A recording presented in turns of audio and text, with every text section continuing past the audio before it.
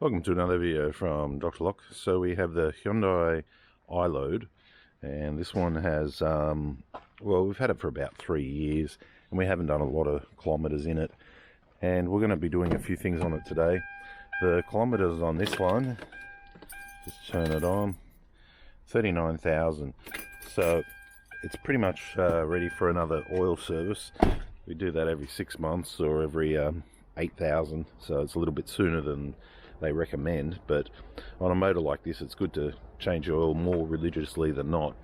So in the last 3 years, the problems we've had with it is, first of all, the cover on the top that sits on here, the big piece of plastic, started to rock around and make a little bit of noise, so we took that off. The ERG engine recirculation pipe at the back got clogged and they had to replace it, and that cracked and started leaking. Other than that, we haven't had too many problems, except for the motor starts to sound a little bit more and more like a diesel. When it starts off and you buy it, it sounds pretty good, and now slowly by slowly it's starting to sound a little bit more noisy, like more tappety. So what I thought I'd do is I'll run the noise meter on it, and then what we'll do is we'll run some carbon diesel cleaner through it, and I'll show you the product over here. There's the oil we're going to put in, just a Repco semi-synthetic for diesel, and we're going to change the oil filter as well. This, I'm hoping, is a silver bullet. This is Liqui Moly diesel engine intake decarb, so it's going to basically go through and decarb. So with diesel motors, you actually have to take them out on the freeway, you know, once every few weeks, every 2 weeks, get them up to temperature and take it up above 100, so that way it can burn off any carb throughout the system. Being in the city, we don't do that a lot, so my thought is that it's been carbonated up quite a bit, unfortunately. So decarbonating it is what we're going to do today, and I'm going to check the noise, and I'm going to see if it's making any sort of difference on it after decarbonating it. So to start off this process, we'll just remove the plastic that goes over the top. This is my intake right here. That's the turbo, comes down through the intercooler, comes up here. So there's a little cap over the top of the pipe clamp, so I'm going to take that off. I'm going to take this off, and we're going to be spraying straight in here, which will then go straight into the cylinder, because this is our air intake system here, and we're going to see what the difference in sound is. If it starts to sound a little bit more quieter, a little bit nicer, then we're doing a good thing. If it sounds worse, we're probably doing a bad thing. I can't see any other big problems. The other problem I had with this was it had a little bit of oozing, leaking from the turbo down here.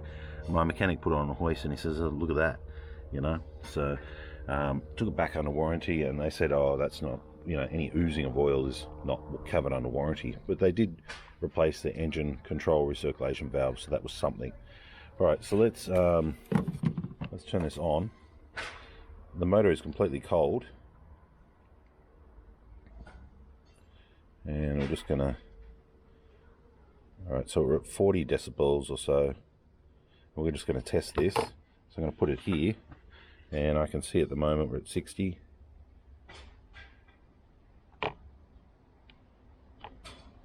Alright, so when I tap it, it does go up to 80s and so. Alright, I'll put that there for now. I'm going to turn this on.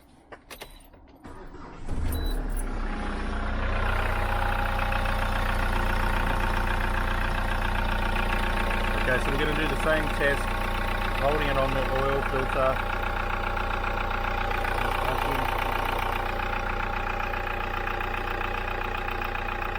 Triple 8.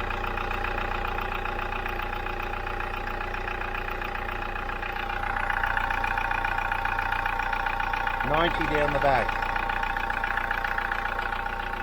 90 up the front.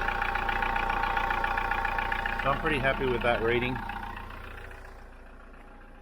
So it sounds just like a diesel should, but could be sounding better. When it was new, it was better. Alright. So now, we need to get that pipe off. We need to get this stuff, bring it up to 2000 RPM, and spray it for 2 to 3 second intervals.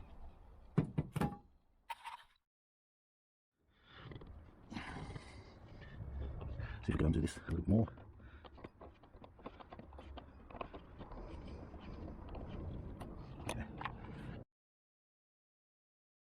Okay, so I just got a torch on it now so you can see. I'm going to put you right in there. You see that? See all that black soot and all the rest? That, I reckon, would be all the way through the air intake system. So that's what we're going to try and clean up a little bit. Liquid moly, here we go. So I've got two people for this because you've got to hold the car at 2000 RPM. If it goes over 2.5, then you've got to... If it goes over 2.5, I'll stop squirting.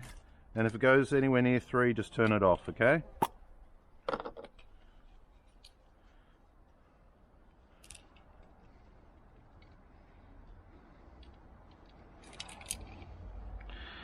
Okay, start it up.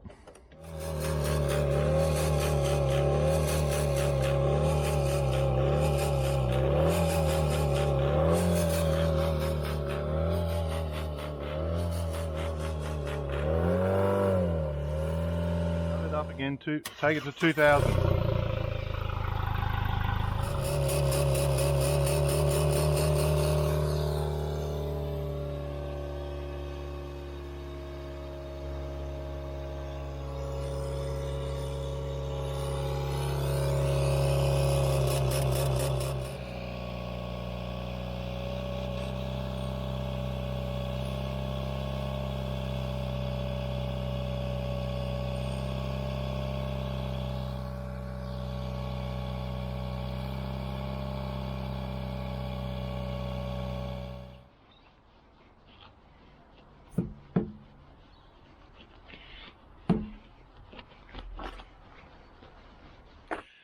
Alright, so I've got a few little splatters. There's a few more there I have to wash off. The stuff is not good for paint, so you have to, you know, I got a few little splatters. It did splatter around the motor bay just a little bit as well. There was so much smoke there I was getting worried. I was thinking I might have to get the fire hose onto it, but we were good. A lot of smoke came out the back, which means a lot of carbon. And let's just have a look now and compare it. See if I can put you in there and just show you. Yeah, look at that. Alright, so what I'm going to do now, what I'm going to do now is I'm going to put this pipe back. This pipe had a cap on it, a stupid little cap like this, and it looked like it wouldn't come off, but you just pull it and it comes off. I was able to just grab the top of it and loosen it, but now when I'm putting it back I've got a nice flat blade.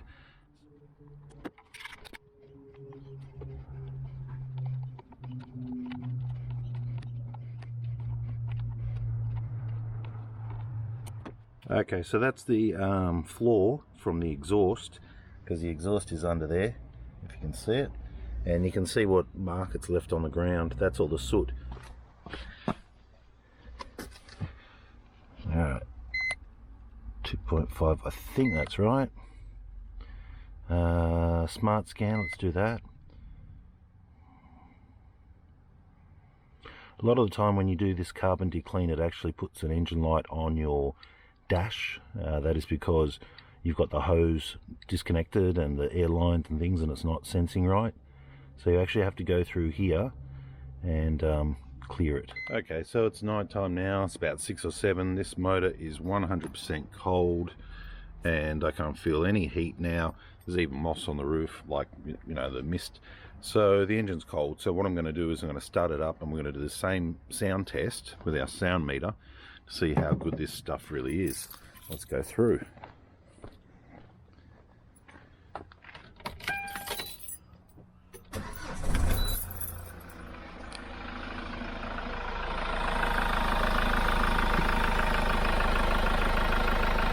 Sound meter's on. Phone's clock.